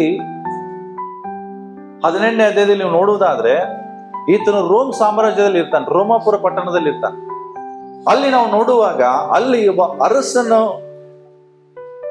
ಒಂದು ಆಳ್ವಿಕೆ ಬಂದಾಗ ಇಲ್ಲಿ ಅವ್ರ ಜೀವನ ಮಾಡೋದು ಬಹಳ ಕಷ್ಟ ಆಗ್ತದೆ. ಆಗ ರೋಮಾಪುರ ಪಟ್ಟಣವನ್ನು ಅವ್ರು ಬಿಟ್ಟು ಬಿಡ್ತಾರೆ. ಆ ರೋಮಾಪುರವನ್ನ ಬಿಟ್ಟು ಅಸ್ಕ್ವಿಲ ಪ್ರಿಸ್ಕಿಲ ಏನ್ ಮಾಡ್ತಾರೆ, ಆ ರೋಮಾಪುರವನ್ನ ಬಿಡ್ತಾರೆ. ಯಾಕೆಂದ್ರೆ ಆ ರಾಜನ ಒಂದು ಆಳ್ವಿಕೆಯಲ್ಲಿ ಅವ್ರಿಗೆ ಅಲ್ಲಿ ಇರೋದು ಬಹಳ ಕಷ್ಟ ಆಗ್ತದೆ. ಅವ್ರ ಕೆಲಸ ಕಾರ್ಯಗಳಿಗೆ ತುಂಬಾ ಕಷ್ಟ ಆದಾಗ ಸೀದಾ ಅಲ್ಲಿಂದ ಅವರು ಸೀದಾ ಪ್ರಯಾಣ ಮಾಡಿ ಕೊರಿಂಥ ಪಟ್ಟಣಕ್ಕೆ ಬರ್ತಾರೆ. ಈ ಕೊರಿಂಥ ಪಟ್ಟಣದಲ್ಲಿ ಮನೆ ಮಾಡಿ ತಮ್ಮ ಕಸುಬು ಗುಡಾರಗಳನ್ನ ಮಾಡುವಂತದ್ದು ಕೆಲವರು ಮಾಡುವಾಗ, ಈ ಗುಡಾರಗಳನ್ನ ಮಾಡೋದನ್ನ ಯಾರು ನೋಡ್ತಾರೆ? ಪೌಲ ನೋಡ್ತಾನೆ. ಯಾಕಂದ್ರೆ ಅವನ ಕಸುಬು ಅದೇ ಆಗಿತ್ತು. ಈಗ ನೋಡ್ರಿ, ಒಬ್ರು ಬಿಸ್ನೆಸ್ ಮ್ಯಾನ್ ಆಗಿರ್ತಿ, ಅದೇ ಬಿಸ್ನೆಸ್ ಇನ್ನೊಬ್ರು ಮಾಡುವಾಗ ಹೋಗಿ ಪರಿಚಯ ಮಾತಾಡ್ತಿರ, ಯಾಕೆ ನಮ್ದೇ ಬಿಸ್ನೆಸ್ ಅಲ್ಲಪ್ಪ ಇದು ಅಂತ. ಮೀನ್ ಹಿಡಿಯೋರು ಇನ್ನೊಬ್ಬ ಮೀನ್ ಮಾರೋದನ್ನ ನೀವು ನೋಡ್ತೀರಿ, ಬೇರೆಯವ್ರಿಗೆ ಹೋದಾಗ ಮಾತಾಡ್ತಿರಲ್ಲ, ನಾವು ಅದೇ ಮಾಡ್ತೀರಿ ಅಂತ. ಸೇಮ್ ಅವನಿಗೆ ಅಲ್ಲಿ ಪರಿಚಯ ಆಗ್ತದೆ. ಅವನು ಕೊರಿಂಥದಲ್ಲಿ ಬಂದಾಗ ಅಸ್ಕ್ವಿಲ ಅಲ್ಲಿ ಬಂದು ಅವರು ಟೆಂಟ್ ಮೇಕ್ ಅಂದ್ರೆ ಗುಡಾರಗಳನ್ನ ಮಾಡ್ತಾ ಇರುವಾಗ ಪೌಲನ ಅವರನ್ನ ಸಂಧಿಸುವಾಗ ಪೌಲನ್ನ ತನ್ನ ಮನೇಲಿ ಇಟ್ಟುಕೊಳ್ತಾನೆ. ತನ್ನ ಮನೆಯಲ್ಲಿ ಇಟ್ಟುಕೊಂಡು ಪೌಲನು ಅವರಿಗೆ ಸತ್ಯವೇದವನ್ನ ವಾಕ್ಯವನ್ನ ಸುವಾರ್ತೆನ ತಿಳಿಸುವಾಗ ಅವರು ರಕ್ಷಣೆ ಹೊಂದ್ತಾರೆ. ರಕ್ಷಣೆ ಹೊಂದಿ ತಮ್ಮನ್ನು ತಾವು ಸೇವೆಗೆ ಮುಡುಪಾಗಿಟ್ಕೊಂಡು ಮತ್ತೆ ಕೊರಿಂಥದಲ್ಲಿ 18 ತಿಂಗಳು ಇದ್ದ ಮೇಲೆ ಪೌಲಾಗಿ ನಾನು ಎಫೆಸ ಪಟ್ಟಣಕ್ಕೆ ಹೋಗ್ತೀನಿ ಅಂತ ಹೇಳುವಾಗ ಎಫೆಸನ್ ಪಟ್ಟಣಕ್ಕೆ ಓಡ್ತಾರೆ. ಯಾರ ಜೊತೆಗೆ? ನೋಡ್ರಿ, ಒಂದು ಫ್ಯಾಮಿಲಿ 18 ತಿಂಗಳಾಗಿದೆ, ಒಂದು ಊರಿಗೆ ಬಂದು ಮನೆ ಮಾಡಿಕೊಂಡು ತಮ್ಮ ಕೆಲಸ ಬಿಸ್ನೆಸ್ ಅನ್ನು ಸ್ಟಾರ್ಟ್ ಮಾಡಿದ್ದಾರೆ. ಒಬ್ಬ ಸೇವಕ ಹೇಳ್ತಾನೆ, ನನ್ನ ದೇವರು ಎಫೆಸಕ್ಕೆ ಕರೆದ, ನಾನು ಎಫೆಸ ಪಟ್ಟಣಕ್ಕೆ ಹೋಗ್ತೇನೆ. ಆ ಸೇವಕನ ಜೊತೆಗೆ ಇವ್ರು ಓಡೋಗ್ತಾರೆ, ನಾವು ಬರ್ತೇವೆ ಅಂತ ಹೇಳಿ ಅವ್ರನ್ನ ಕರ್ಕೊಂಡು ಹೋಗ್ತಾರೆ. ನೀವು ನನ್ನ ಜೊತೆಗೆ ಬರ್ರಿ, ಅವರೇ ಹೋಗ್ಲಿ ಬರ್ರಿ ಅಂತ ಕರೆದ. ಅರ್ಥ ಮಾಡ್ಕೊಡು, ಒಂದು ಫ್ಯಾಮಿಲಿ ಒಂದು ಮನೆಯನ್ನ ಖಾಲಿ ಮಾಡಿ ಇನ್ನೊಂದು ಊರಿಗೆ ಹೋಗಿ ಇನ್ನೊಂದು ಕುಟುಂಬ ಇನ್ನೊಂದು ಮನೆ ತಗೊಂಡು ಅಲ್ಲಿ ಕೆಲಸ ಸ್ಟಾರ್ಟ್ ಮಾಡೋದು ಸುಲಭನ? ಬಟ್ ಅವ್ರು ಏನ್ ಮಾಡಿದ್ರು, ಕರ್ತನಿಗಾಗಿ ನಾವ್ ಏನ್ ಮಾಡಕ್ಕೂ ರೆಡಿ ಅಂತ ಹೇಳಿ ಅವನ ಜೊತೆಗೆ ಎಫೆಸ ಪಟ್ಟಣಕ್ಕೆ ಹೋಗಿ, ಪ್ರಿಯರೇ, ಇವರಿಬ್ರು ಸೇರಿ ಒಂದು ಎಫೆಸದಲ್ಲಿ ಚರ್ಚ್ ಸ್ಟಾರ್ಟ್ ಮಾಡ್ತಾರೆ. ಎಲ್ಲಿ? ಎಫೆಸದಲ್ಲಿ ಒಂದು ಚರ್ಚನೆ ಪ್ರಾರಂಭ ಮಾಡ್ತಾರೆ. ಯಾರು? ಅಕ್ವಿಲ ಪ್ರಿಸ್ಕಿಲ. ಅಂದ್ರೆ ಕರ್ತನ ಸೇವೆಗಾಗಿ ತಮ್ಮನ್ನು ತಾವು ಪ್ರತ್ಯೇಕಿಸಿಕೊಂಡಂತ ಇವರ ಮೂಲಕ ಎಫೆಸ ಪಟ್ಟಣದಲ್ಲಿ ಒಂದು ಸಭೆ ಪ್ರಾರಂಭವಾಗ್ತದೆ. ಇದು ಸೇವೆ ಮಾಡೋಕೆ ಕರೆಯಲ್ಪಟ್ಟಂತ ಒಂದು ಫ್ಯಾಮಿಲಿ. ಓಕೆ, ಮೂರನೇ ವಿಷಯ ಇವ್ರದ್ದು ಹೇಳಿ ನಾನು ಮುಗಿಸ್ತೇನೆ. ಮೂರನೇ ವಿಷಯ ಏನಪ್ಪಾ ಅಂದ್ರೆ, ಈ ಕುಟುಂಬ ಕರ್ತನಿಗೆ ತಮ್ಮ ಜೀವಿತದಲ್ಲಿ ಪ್ರಥಮ ಸ್ಥಾನ ಕೊಟ್ಟಂತ ಫ್ಯಾಮಿಲಿ. ಅವ್ರು ಏನೇ ಆದ್ರೂ ತಮ್ಮ ಕೆಲಸ ನೆಕ್ಸ್ಟ್, ದೇವರು ಫಸ್ಟ್ ಅಂತಿದ್ರು. ತಮ್ಮ ಜೀವನ ನೆಕ್ಸ್ಟ್, ದೇವರು ಫಸ್ಟ್ ಅಂತ ಇದ್ರು. ಇದು ದೈವಿಕ ಕುಟುಂಬದ ಒಂದು ನಿಜವಾದಂತ ಕ್ಯಾರೆಕ್ಟರ್. ಎಷ್ಟೋ ಫ್ಯಾಮಿಲಿಗೆ ಏನು, ನನ್ನ ಸಂಸಾರವೇ ನನಗೆ ಪ್ರಾಮುಖ್ಯವಾಗಿರ್ತದೆ. ಬಟ್ ಅವ್ರು ತಮ್ಮ ಸಂಸಾರ ಪ್ರಾಮುಖ್ಯವಾಗಿರ್ಲಿಲ್ಲ, ಅವ್ರಿಗೆ ದೇವರು ಪ್ರಾಮುಖ್ಯವಾಗಿದ್ದ. ಅವ್ರಿಗೆ ಮಕ್ಕಳು ಮರಿಗಳು ಏನು ಮಾಡ್ಕೊಂಡೇ ಇಲ್ಲ. ಅವರು ಅದ್ರ ಬಗ್ಗೆ ಇತಿಹಾಸ ಇಲ್ಲ. ಮದುವೆಗೆ ಎಷ್ಟು ವರ್ಷಗಳಾಯ್ತು, ಮದುವೆಯಾಗಿ ಸೇವೆ ಮಾಡ್ತಾ ಇದ್ದಾರೆ. ಬಟ್ ಅವ್ರ ಗಮನ ಒಂದೇ, ಕರ್ತನನ್ನ ಸೇವೆ ಮಾಡಬೇಕು, ಕರ್ತನನ್ನ ಸೇವಿಸಬೇಕು. ಅದಕ್ಕಾಗಿ ಅವ್ರು ಏನ್ ಮಾಡಿದಂದ್ರೆ, they were ready to sacrifice everything. First ತಮ್ಮ ಲೈಫ್ ಅನ್ನು ಸ್ಯಾಕ್ರಿಫೈ ಮಾಡಿದ್ರು ಕರ್ತನಿಗಾಗಿ. ಒಂದು ಊರು ಬಿಡುದೇನ್ರಿ, ಜೀವನನ ಕೊಡಕ್ ರೆಡಿ ಇದೀನಿ ಅಂತಾರ. ನಾವ್ ಇದೇವ ಹಂಗೆ? ನಮ್ ಫ್ಯಾಮಿಲಿ, ನಾನು ಹೇಳುದು ಫ್ಯಾಮಿಲಿ, ಒಬ್ಬೊಬ್ಬರೇ ಅಲ್ಲ, ಫ್ಯಾಮಿಲಿ. ನೆಕ್ಸ್ಟ್ ಹೇಳ್ತದೆ, they were ready to take risk. ಕರ್ತನಿಗಾಗಿ ಎಂತ ರಿಸ್ಕ್ ತಗೊಳಕ್ಕೂ ರೆಡಿ ಇದ್ರು ಅವರು. ನನ್ನ ಪ್ರಶ್ನೆ, ನಾವು ಎಂತ ರಿಸ್ಕ್ ತಗೊಳಕ್ ರೆಡಿ ಇದೀವಿ ದೇವರಿಗಾಗಿ? ದೈವಿಕ ಕುಟುಂಬ, ನಾವು ದೇವರ ಕುಟುಂಬ, ಕ್ರಿಶ್ಚಿಯನ್ ಫ್ಯಾಮಿಲಿ, ಕ್ರೈಸ್ತ ಕುಟುಂಬ. ಬಟ್ ನಾವು ಕರ್ತನಿಗಾಗಿ ಏನ್ ಮಾಡಕ್ ರೆಡಿ ಇದ್ದೇವೆ? ಕೆಲವು ಸಾರಿ ಒಂದು ಮದುವೆನೇ ಬಿಡುವುದಿಲ್ಲ ನಾವು, ಕೆಲವು ಸಾರಿ ಒಂದು ಕೆಲಸನೇ ಬಿಡುವುದಿಲ್ಲ ನಾವು ಕರ್ತನಿಗಾಗಿ. ಬಟ್ ಅವರು ಕೆಲಸ ಅಲ್ಲ, ತಮ್ಮ ಸರ್ವಸ್ವವನ್ನೇ ತ್ಯಾಗ ಮಾಡಕ್ ರೆಡಿ. ಅಕ್ವಿಲ ಪ್ರಿಸ್ಕಿಲರು, ಇದು ದೈವಿಕ ಕುಟುಂಬ ಪ್ರಿಯ. ಓಕೆ, ಸೊ ಇಲ್ಲಿ ಅವ್ರು ಏನ್ ಕೊಟ್ರು? ಫಸ್ಟ್ ಕರ್ತನಿಗೋಸ್ಕರ ತಮ್ಮ ಮನೆಯನ್ನೇ ಕೊಟ್ರು. ಏನ್ ಕೊಟ್ರು? ಹಲೋ, ಏನ್ ಕೊಟ್ರು? ದೇ ಗೇವ್ ದೇವರ್ ಹೌಸ್ ಫಾರ್ ದ ಲಾರ್ಡ್. ತನ್ನ ಮನೆಯನ್ನೇ ಯಾರಿಗೆ ಕೊಟ್ರು? ಯಾಕೆ ಹೇಳ್ರಿ?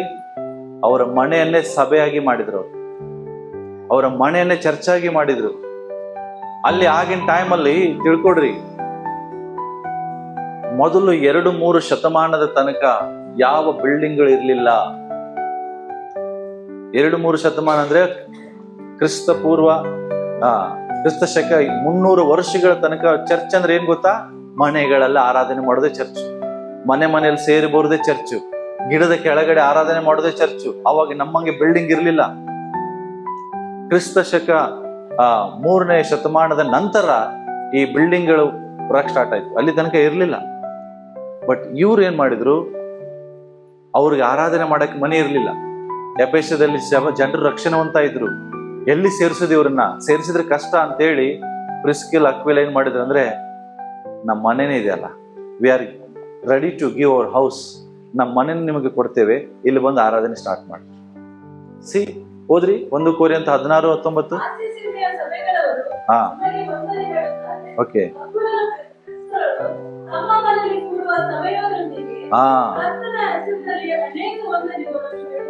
ಸಿ, ತನ್ನ ಮನೆಯಲ್ಲೇ ಕೂಡುವಂತ ಸಭೆ. ತಮ್ಮ ಮನೆಯನ್ನೇ ಯಾರಿಗೆ ಕೊಟ್ಟಿದ್ದಾಳು ಅವಳು? ಕರ್ತನಿಗಾಗಿ ಕೊಟ್ಟಿದ್ದಾಳೆ. ನಾವು ನಮ್ಮನೆ ಯಾರಿಗೆ ಕೊಟ್ಟಿವಿ? ನಮಗೋಸ್ಕರನೇ ಇದೆ. ನಾವು ನಮ್ಮನೆ, ನನ್ನ ಕುಟುಂಬ, ನನ್ನ ಸಂಸಾರ, ಚೊಕ್ಕ ಸಂಸಾರ, ಯಾರು ಒಳಗಡೆ ಪ್ರವೇಶ ಇಲ್ಲ. ನಾನು ಹೇಳ್ತಾ ಇರೋದು ನಿಮ್ಮ ಮನೇಲಿ ಆರಾಧನೆ ಸ್ಟಾರ್ಟ್ ಮಾಡಂತ ಹೇಳ್ತಾ ಇಲ್ಲ. ನಾನು ನಿಮ್ಮ ಮನೆಯಲ್ಲೇ ಚರ್ಚ್ ಸ್ಟಾರ್ಟ್ ಮಾಡಂತ ಹೇಳ್ತಾ ಇಲ್ಲ. ದೇವ್ರ ಪ್ರೇರೇಪಣೆ ಕೊಟ್ರೆ ಅಷ್ಟೇ. ಬಟ್ ನಾನು ಹೇಳೋದೇನಂದ್ರೆ, ಇವರು ಕರ್ತನನ್ನು ಎಷ್ಟು ಪ್ರೀತಿಸ್ತಾ ಇದ್ರು, ಕರ್ತನಿಗೆ ಎಷ್ಟು ಪ್ರಥಮ ಸ್ಥಾನ ಕೊಡ್ತಾ ಇದ್ರು ಅಂದ್ರೆ, ತಮ್ಮ ಮನೆಯನ್ನೇ ದೇವರಿಗಾಗಿ ಕೊಟ್ರು. ಹಲೋ, ಮನೆ ಏನ್ರಿ? ನೆಕ್ಸ್ಟ್ ಪಾಯಿಂಟ್ ಹೇಳ್ತದೆ, ಅವರು ಕರ್ತನಿಗೋಸ್ಕರ ತಮ್ಮ ಪ್ರಾಣವನ್ನೇ ಕೊಡಕ್ ರೆಡಿದ್ರು. ಏನ್ ರೆಡಿದ್ರಿ? ರೆಡಿದ್ರಿ ಎಷ್ಟು ಜನ? ಅಷ್ಟೇ. ಕರ್ತನಿಗಾಗಿ ಸಾಯಕ್ಕೂ ರೆಡಿರಿ. ಇವತ್ತಿಗೆ ಎಲ್ಲಿಗೆ ಹಾಕಿರ್ಬೇಕಾರೆ ನೋ ಹೇಳ್ತೇವೆ ಅಷ್ಟೇ. ಬಟ್ ಓದ್ರಿ ರೋಮಾಪುರ ಪತ್ರಿಕೆ 16ನೇ ಅಧ್ಯಾಯ. ಹಾ, ನನ್ನ ಜೊತೆ ಕೆಲಸದವನಾದ ಹಾ ಹಾ ಯಾರಿಗೆ? ನನ್ನ ಜೊತೆ ಕೆಲಸದವರು ಆದಂತ ಪ್ರಿಸ್ಕಿಲಳಿಗೂ ಅಕ್ವಿಲಳಿಗೂ ಏನ್ ಮಾಡ್ರಿ? ವಂದನೆ ಹೇಳ್ರಿ. ಯಾಕೆಂದ್ರೆ ಇವನು ಇದನ್ನೆಲ್ಲ ಸೆರೆಮನೆ ಇಟ್ಕೊಂಡು ಪತ್ರ ಬರೀತಾ ಇದ್ದಾನೆ. ಅವ್ರಿಗೆ ವಂದನೆ ಹೇಳ್ರಿ. ಯಾಕೆ ವಂದನೆ ಹೇಳ್ಬೇಕು ಹೇಳ್ರಿ?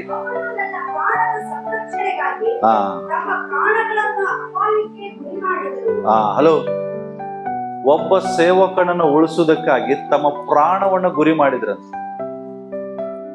ಕರ್ತನಿಗಾಗಿ ಒಬ್ಬ ದೇವ ಸೇವಕನನ್ನ ಬಚಾವ್ ಮಾಡಕ್ಕೆ ತಾವು ಸಹಾಯಕ್ಕೆ ರೆಡಿ ಆಗಿದ್ರಂತೆ. ಇದು ಕರ್ತನನ್ನ ಎಷ್ಟು ಅವರು ಪ್ರೀತಿಸ್ತಾ ಇದ್ರು ಅನ್ನುವಂತ ಅರ್ಥ ಮಾಡ್ಕೊಡ್ರಿ.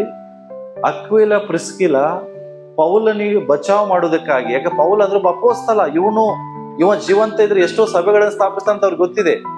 ನಾವು ಸತ್ರು ಪರವಾಗಿಲ್ಲ, ಬಟ್ ಇವ ಸಾಯಬಾರ್ದು ಅಂತ ಹೇಳಿ ಅವನಿಗೋಸ್ಕರ ತಮ್ಮ ಪ್ರಾಣವನ್ನ ಗುರಿ ಮಾಡಕ್ ರೆಡಿ ಇತ್ತು. ಅವರಿಗೆ ವಂದನೆ ಹೇಳ್ರಿ. ಸಾಮಾನ್ಯವಾದ ಫ್ಯಾಮಿಲಿ ಅಲ್ಲ ಪ್ರಿಯಲ್ಲಿ. ಕರ್ತನಿಗಾಗಿ ತಮ್ಮ ಮನೆಯನ್ನು ಕೊಡುವುದಲ್ಲೇ ತಮ್ಮ ಪ್ರಾಣವನ್ನು ಕೊಡ್ಲಿಕ್ಕೂ ಸಿದ್ಧವಾಗಿತ್ತು. ನನ್ನ ಪ್ರಶ್ನೆ ಏನು, ನಾವು ಫ್ಯಾಮಿಲಿಯಾಗಿ ಕರ್ತನಿಗೆ ಏನ್ ಮಾಡ್ತಾ ಇದ್ದೀವಿ? ಕರ್ತನಿಗೆ ಏನ್ ಕೊಡ್ತಾ ಇದ್ದೀವಿ? ಒಂದು ಭಾನುವಾರ ಕೊಡ್ಬೇಕಂದ್ರೆ ನಮಗೆ ದೊಡ್ಡ ಸಾಧನೆ ಮಾಡ್ದಂಗೆ.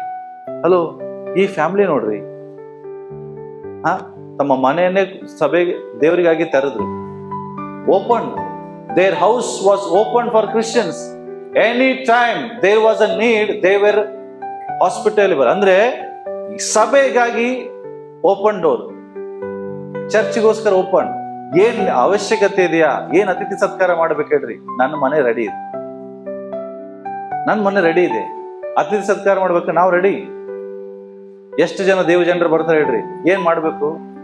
V are ready. ಅದು ಕರ್ತನಿಗಾಗಿ ತೆರೆದಂತ they supported church in every way. ಎಲ್ಲಾ ವಿಧದಲ್ಲಿ ಸಭೆಗೆ ಅವ್ರು ಸಪೋರ್ಟ್ ಆಗಿ ನಿಂತಿದ್ರಂತೆ. ಅಕ್ವಿಲ ಮತ್ತೆ ಪ್ರಿಸ್ಕಿಲ. ನಾವೇನ್ ಮಾಡ್ತೇವೆ? ನನ್ನ ಪ್ರಶ್ನೆ ಏನ್ ಗೊತ್ತಾ? ನಾನು ಹಿಡಿದುಕೊಂಡು ಎಲ್ಲರಿಗೂ ನಾನು ಹೇಳ್ತಾ ಇರೋದು ಏನ್ ಗೊತ್ತಾ? ನಮ್ಮಲ್ಲಿ ಈ ರೀತಿಯಾದಂತ ಕರ್ತನಿಗಾಗಿ ಒಂದು ವೈರಾಗ್ಯ ಇದೆಯಾ? ನಾವು ಕರ್ತನಿಗಾಗಿ ರಿಸ್ಕ್ ತೊಗೊಳಕ್ ರೆಡಿ ಇದೆವಾ? ನಾವು ರೆಡಿ ಇದೆವಾ? ಒಬ್ಬ ದೇವ ಸೇವಕ ಬರ್ತಾನಂದ್ರೆ ಆರ್ ವಿ ರೆಡಿ ಟು ಸ್ಯಾಕ್ರಿಫೈ? ನಾವು ತ್ಯಾಗ ಮಾಡಕ್ ರೆಡಿ ಇದೆವಾ? ಕರ್ತನಿಗಾಗಿ ಏನಾದ್ರೂ ಕೊಡ್ಲಿಕ್ಕೆ ರೆಡಿ ಇದೆವಾ? ನಾನು ನಿಮ್ಗೆ ಹೇಳ್ಬಿಡ್ತೇನೆ ನೋಡ್ರಿಪ್ಪ, ಯಾರೋ ಬೆಂಗಳೂರಿಂದ 20 ಜನ ಪಾಸ್ಟರ್ ಬರ್ತಾ ಇದ್ರೆ ಅಡಿಗೆ ಮಾಡ್ಕೊಂಬರ್ರಿ. ಪಾಸ್ಟ್ರೆ, ನಮ್ಗೆ ಅಡಿಗೆ ಮಾಡಕ್ ಟೈಮ್ ಇಲ್ಲ. ನಾವು 4 ಜನ ಮನೆ ಹೋಟೆಲ್ ಹೋಗಿ ಊಟ ಮಾಡ್ತೀವಿ. ಅದ್ರಾಗ 20 ಜನಕ್ಕೆ ನೀವು ಅಡಿಗೆ ಮಾಡಂತೀರಲ್ಲ. ಹಂಗೆ ಅವ್ರು ಹೇಳ್ತಿರ್ಲಿಲ್ಲ. ಯಾರು? ಅಕ್ವಿಲ ಪ್ರಿಸ್ಕಿಲ ಹಂಗೆ ಹೇಳ್ತಿರ್ಲಿಲ್ಲ. ಪೌಲ್ ಹೇಳ್ತಿದ್ದ, ಕೋರಿಂಥದಿಂದ ದೇವ ಜನರು ಬಂದಿದ್ದಾರೆ, ಫಾಸ್ಟ್ ಬರ್ಲಿ, ಎಷ್ಟು ಜನ ಬರ್ತಾರೆ ಬರ್ಲಿ, we are there to serve. ಅವರಿಗಾಗಿ ಸೇವ್ ಮಾಡಕ್ ನಾವು ರೆಡಿ ಇದ್ದೇವೆ. ಇವತ್ತು ಎಲ್ಲಿ ಕೆಲಸ ಹೇಳಿದ್ರಂದ್ರೆ ಮೊದಲು ಓಡೋಗ್ಬಿಡ್ತೇವೆ ನಾವು. ಎಲ್ಲಿ ಬಿಡಪ್ಪ, ಯಾಕೆ ಬೇಕಿದ್ರೆ ರಿಸ್ಕು, ಎಲ್ಲಿ ಅಂತ. ಬಟ್ ಅವ್ರು ಹಂಗಿರ್ಲಿಲ್ಲ ಪ್ರಿಯರು. ನಾನು ಹೇಳೋದು ಅರ್ಥ ಮಾಡ್ಕೊಳ್ರಿ. ಇವತ್ತು ಒಂದು ಸಭೆ ಕೆಲಸ ಮಾಡಕ್ಕೆ ನಮ್ ಕಡೆ ಟೈಮ್ ಇಲ್ಲ. ಸಭೆ ಕ್ಲೀನ್ ಮಾಡಕ್ ನಮ್ ಕಡೆ ಟೈಮ್ ಇಲ್ಲ. ಸಭೆ ಕಾಂಪೌಂಡ್ ಕ್ಲೀನ್ ಮಾಡಕ್ ನಮ್ಮ ಹತ್ರ ಟೈಮ್ ಇಲ್ಲ. ಬಟ್ ನಾವೇನ್ ಮಾಡ್ತೇವೆ? ಕರ್ತನಿಗೋಸ್ಕರ ನಾವು ಏನಾದ್ರೂ ಮಾಡಕ್ ರೆಡಿ ಇದೀವಿ ಅಂತ ಹೇಳಿ, ಕರ್ತನಿಗಾಗಿ ಎಲ್ಲದಕ್ಕೂ ರೆಡಿ ಇದೆ ಅಂತ ಹೇಳ್ತೇವೆ. ಹೆಂಗೆ ಅರ್ಥ ಮಾಡ್ಕೊಡ್ರಿ. ಅವ್ರು ಮನೆನೇ ಕೊಟ್ರು, ನೀವು ಮನೆ ಕೊಡ್ಬೇಡ್ರಿ, ಇದ್ದಿದ್ದು ಮನೆಯನ್ನ ಕಾಪಾಡ್ಕೊಡ್ರಿ. ಯಾವ್ದು ಮನೆ? ಇರೋದೊಂದು ಆಲಯ. ಇದನ್ನ ಕಾಪಾಡ್ಕೊಂಡ್ರೆ ಸಾಕು ನಮಗೆ. ನೆಕ್ಸ್ಟ್, ಅವ್ರು ಪ್ರಾಣ ಕೊಡಕ್ಕೂ they are ready to die for Christ. ನನಗೋಸ್ಕರ ಅವ್ರು ಎಂತ ರಿಸ್ಕ್ ತಗೊಂಡ್ರಂದ್ರೆ, ಅವನ್ ಹೇಳ್ತಾನೆ, ನನ್ನ ಹಿಡಿದು ಕೊಡುವಾಗ ನನ್ನನ್ನು ಬಚಾವ್ ಮಾಡಿ ತಾವು ಮುಂದೆ ನಿಂತರು. ನಾವು ಮಾಡಿದ್ದು ಅವ ಅಲ್ಲ, ನನ್ನಮ್ಮ ಇಡ್ರಿ, ನಮ್ಮನ್ನ ಸಾಯಿಸ್ರಿ. ಸಿ, ಎಂತ ವೈರಾಗ್ಯತನಲ್ಲ. ಈ ಫ್ಯಾಮಿಲೀಸ್ ಇವತ್ತು ದೇವರ ರಾಜ್ಯಕ್ಕೆ ಬೇಕಾಗಿದೆ ಪ್ರಿಯರ. ನೆಕ್ಸ್ಟ್ ಮುಂದಿನ ವಚನ ಹೋದ್ರೆ ಹಾಗೆ, ಪ್ರಾಣವನ್ನು ಗುರಿ ಮಾಡಿದರು, ನಾನು ಮಾತ್ರವಲ್ಲದೆ. ಹಲೋ ಕೇಳ್ರಿ, ಅವನು ಮತ್ತೊಂದು ಮಾತು ಹೇಳ್ತಾನೆ, ನಾನು ಮಾತ್ರವಲ್ಲದೆ ಅನ್ಯ ಜನರ ಸಭೆಗಳವರೆಲ್ಲರೂ ಅವರ ಉಪಕಾರವನ್ನು ಸ್ಮರಿಸ್ತಾರೆ. ಸಿ, ಅವರು ಕೇವಲ ಬರೇ ಪೌಲನಿಗೆ ಮಾತ್ರ ಸೇವೆ ಮಾಡಲಿಲ್ಲ, ಸಹಾಯ ಮಾಡ್ತಾ ಇರ್ಲಿಲ್ಲಂತೆ, ಬೇರೆ ಸಭೆಯವರಿಗೂ ಕೂಡ, ಬೇರೆ ಜನರಿಗೂ, ಬೇರೆ ಕ್ರೈಸ್ತರಿಗೂ ಕೂಡ ಉಪಕಾರಗಳನ್ನ ಮಾಡುವ ಜನರಾಗಿದ್ರು. ಇವತ್ತು ನಮಗೆ ಅವ್ರು ಕಂಡ್ರೆ ಆಗುದಿಲ್ಲ, ಹಂಗಿರ್ತೇವೆ ನಾವು. ಬಟ್ ಅವ್ರು ಹಂಗಿರ್ಲಿಲ್ಲ. ಅವ್ರು ಎಲ್ಲರಿಗೂ ಉಪಕಾರ ಮಾಡಕ್ ಅವರು ಕೂಡ ಸ್ಮರಿಸ್ತಾರೆ. ಬೇರೆ ಜನರು ಇವರು ಉಪಕಾರವನ್ನ ಸ್ಮರಿಸ್ತಾರೆ ಎಂಬುದಾಗಿ ಯಾರು ಹೇಳ್ತಾ ಇದ್ದಾರೆ? ಪೌಲನು. ಮತ್ತೆ ಹೇಳ್ತಾನೆ, ಅವರ ಮನೆಯಲ್ಲಿ ಕೂಡುವ ಸಭೆಗೂ ಸಹ ನನ್ನ ವಂದನೆಗಳನ್ನ ಹೇಳಿ. ಕಂಟಿನ್ಯೂಸ್ ಆಗಿ ಅವ್ರ ಚರ್ಚ್, ಅವ್ರ ಮನೇಲಿ ಏನ್ ನಡೀತಾ ಇದೆ? ಇವು ಸಭೆ. ಇವನ್ ಮಾತ್ರ ಎಲ್ಲಿದ್ದಾನೆ? ಜೈಲಲ್ಲಿ ಇದ್ದಾನೆ. ಆದ್ರೆ ಅವ್ರ ಮನೇಲಿ ಇವು ಏನ್ ನಡೀತಾ ಇದೆ? ಸಭೆ ನಡೀತಾ ಇದೆ. ಅವರಿಗೆ ವಂದನೆ ಹೇಳ್ರಿ. ಅಂದ್ರೆ ಸೇವೆ ಮಾಡುವಂತ ಸೇವಕ ಜೈಲಲ್ಲಿ ಇದ್ರು ಸೇವೆ ನಿಲ್ತಾ ಇಲ್ಲ, ಇವ್ರ ಸೇವೆನೆ ಕಂಟಿನ್ಯೂ ಮಾಡ್ಕೊಂಡು ಹೋಗ್ತಾ ಇದ್ದಾರೆ. ಸಭೆಗಾಗಿ ಸಹಾಯ ಮಾಡೋದನ್ನ ಕಂಟಿನ್ಯೂ ಮಾಡ್ಕೊಂಡು ಹೋಗ್ತಾ ಇದ್ದಾರೆ. ಜನರಿಗೆ ಉಪಕಾರ ಮಾಡೋದನ್ನ ಕಂಟಿನ್ಯೂ ಮಾಡ್ಕೊಂಡು ಹೋಗ್ತಾ ಇದ್ದಾರೆ. ಮತ್ತಷ್ಟೇ ಅಲ್ಲ, ಸ್ವಂತ ಕೈಯಿಂದ ದುಡಿತಾ ಇದ್ದಾರೆ. ಗುಡಾರಗಳ ಕೆಲಸಗಳನ್ನ ಮಾಡ್ತಾ ಇದ್ದಾರೆ. ಯಾರ ಮೇಲೂ ಪೌಲ ಸೇವೆಗಾಗಿ ಬಂದಾಗ ಇವ್ರ ಜೊತೆ ಕೆಲಸ ಮಾಡ್ತಿದ್ದ. ಅವನು ಸ್ವಲ್ಪ ಇವ್ರು ಕೊಡು ಪೇಮೆಂಟ್ ಅನ್ನು ತಗೋತಿದ್ದ. ಗುಡಾರದ ಕೆಲಸ ಮಾಡುವಾಗ ಅಕ್ವಿಲ ಪ್ರಿಸ್ಕಿಲ ಜೊತೆ ಅವನು ಕೆಲಸ ಮಾಡ್ತಿದ್ದ. ಯಾಕಂದ್ರೆ ಅದರಿಂದ ಅವ್ರಿಗೆ ಆದಾಯ ಬರ್ತಾ ಇತ್ತು. ಕೆಲವು ಸಾರಿ ಪೌಲ ಬಾರ್ನಬ ಇಬ್ರು ಸೇರಿ ಇವ್ರ ಜೊತೆ ಕೆಲಸ ಮಾಡಿದ್ರು ಎಷ್ಟೋ ತಿಂಗಳು. ಯಾಕಿದೆ ನಿಮಗೆ ಹೇಳ್ತಾ ಇದ್ರೆ ಅಂದ್ರೆ, ನಾವು 3 ವಿಷಯಗಳು ತಿಳ್ಕೊಂಡಿದ್ವಿ. ದೈವಿಕ ಫ್ಯಾಮಿಲಿ ಅನ್ಯೋನ್ಯತೆಯಿಂದ ಅನ್ಯೋನ್ಯತೆಯಿಂದ ಇರುವಂತ ಕುಟುಂಬವಾಗಿರ್ತದೆ. ಎರಡನೇದು, ದೈವಿಕ ಫ್ಯಾಮಿಲಿ ಕರ್ತನನ್ನ ಸೇವಿಸುವಂತ ಕುಟುಂಬವಾಗಿರ್ತದೆ.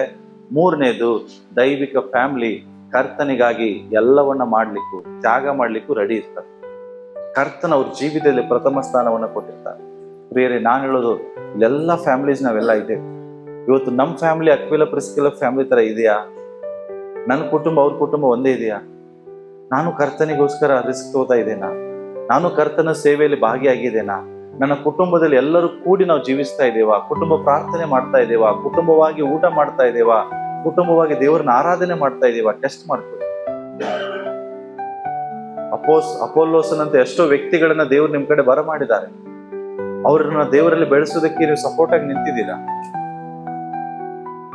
ನಮ್ಮನ್ನ ಟೆಸ್ಟ್ ಮಾಡ್ಕೊ. ಒಬ್ಬ ವ್ಯಕ್ತಿ ಯಾರೋ ಸಭೆ ಹೊಸದಾಗಿ ಬಂದನಂತ ತಿಳ್ಕೊಡ್ರಿ, ಅವನನ್ನ ದೇವರಲ್ಲಿ ಬೆಳೆಸುವಂತ ಕೆಲಸ ನಿಮ್ದು.